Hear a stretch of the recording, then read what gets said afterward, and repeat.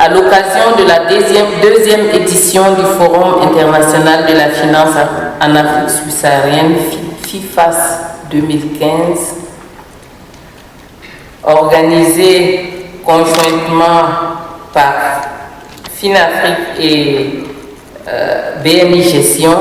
bien entendu avec la collaboration de First Communication qui a assuré la communication et de Bloomfield Investment. Je voudrais, avant tout propos, souhaiter, bien sûr, à la suite de Bouma Mamadou, au nom de son Excellence, Monsieur le Président de la République et du Premier ministre Daniel Kablan-Duncan, mais bien entendu à mon nom personnel et de tous les membres du gouvernement, la cordiale bienvenue à tous les dirigeants et tous les invités, tout en remerciant donc tous les dirigeants et tous les invités qui ont fait le déplacement au bord de la lagune Ébrié, et tout en les remerciant d'avoir choisi, bien entendu, Abidjan pour abriter cette cérémonie et leur dire combien la Côte d'Ivoire s'honore de leur présence. Je voudrais également me féliciter de la forte mobilisation. J'ai failli tout à l'heure ne pas parler de la mobilisation, mais eu égard donc au thème et à la qualité, je constate vraiment qu'il y a un engouement pour la cérémonie, mais également me féliciter de la qualité de représentation des invités qui témoignent de l'intérêt de cette cérémonie et remercier vivement les organisateurs. Honorables invités, mesdames et messieurs, les thématiques que vous aurez à développer au cours de ces 3 journées portent notamment, ça a été dit tout à l'heure, je me permets de les rappeler, sur l'inclusion financière comme moteur de croissance inclusive en Afrique subsaharienne. Il porte également sur le renforcement de l'autonomie financière des collectivités locales, le développement des produits financiers en phase avec les besoins de financement des PME-PMI, les modèles financiers innovants pour une plus grande poussée de la bancarisation en Afrique subsaharienne, l'évolution des marchés financiers africains en véritable outil de financement des PME, et j'en passe. C'est dire que ces journées seront riches en enseignements. Et je voudrais inviter les participants à suivre activement les différentes conférences et à participer bien entendu activement également aux différents panels afin à la fois d'en tirer le meilleur profit, mais également de faire donc à l'attention des décideurs des recommandations judicieuses. Mesdames et messieurs,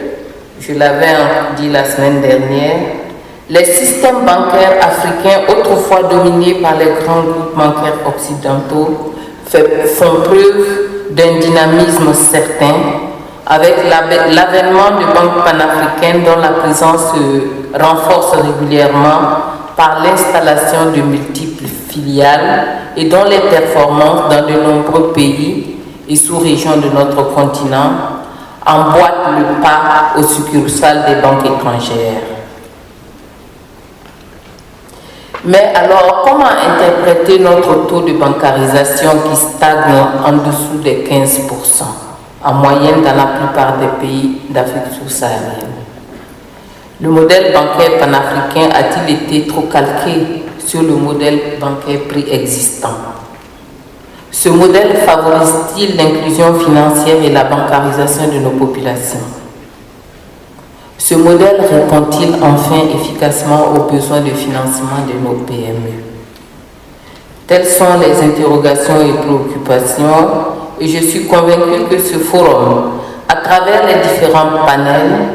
tentera de nous instruire sur les voies de créer un modèle africain favorable à un développement durable et soutenu de notre continent. Honorables invités, mesdames et messieurs, la création d'un modèle financier panafricain doit contribuer à l'amélioration de la qualité du tissu économique et jouer un rôle important dans l'expansion du secteur privé, moteur de la croissance économique inclusive et durable. Ce modèle financier pourrait offrir également un outil d'évaluation des politiques économiques et financières de l'État pour financer certains de ses projets par le biais, bien sûr, du marché boursier. Ce nouveau modèle financier africain devra sans nul doute viser à susciter également l'émergence de véritables marchés de capitaux sur le continent pour répondre à deux problématiques majeures. D'une part, comment rendre l'épargne plus attrayante afin d'en favoriser la collecte auprès des populations, notamment des couches à faible revenu, et d'autre part, comment évaluer et maîtriser le risque crédit afin de faciliter l'accès au financement des ménages et surtout des PME. Pour accompagner ce modèle, divers mécanismes et instruments financiers tels que le capital investment, les fonds communs de placement,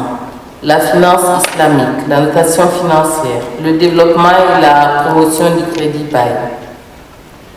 entre autres, doivent être au cœur des réflexions dans la perspective de les adapter au contexte particulier de l'Afrique. Pour ce faire,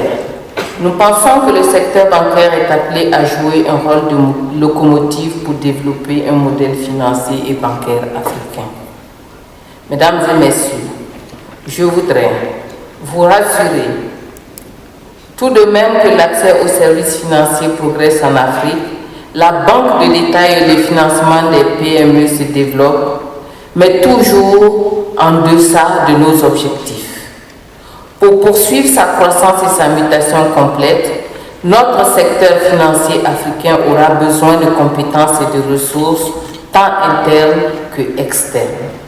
Le mouvement de consolidation déjà engagé dans certains pays et dont j'ai parlé tantôt devra se poursuivre sur l'ensemble du continent, grâce notamment à des normes réglementaires et à une supervision bancaire renforcée.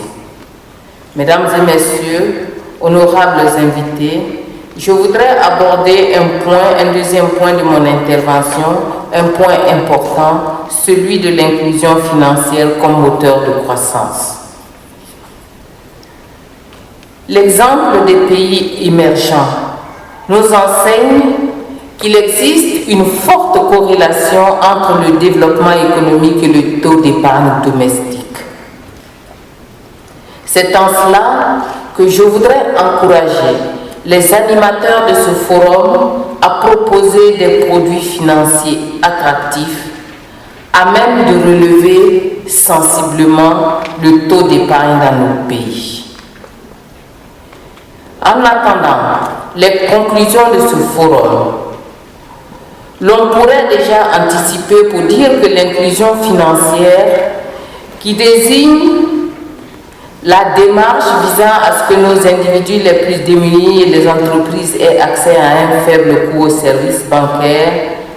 de base à un prix raisonnable. Je voudrais vous dire, mesdames et messieurs, que les gouvernants resteront attentifs aux propositions qui seront faites à l'issue de ce forum, notamment sur ce point qui nous semble être un point essentiel, un point important pour pouvoir donc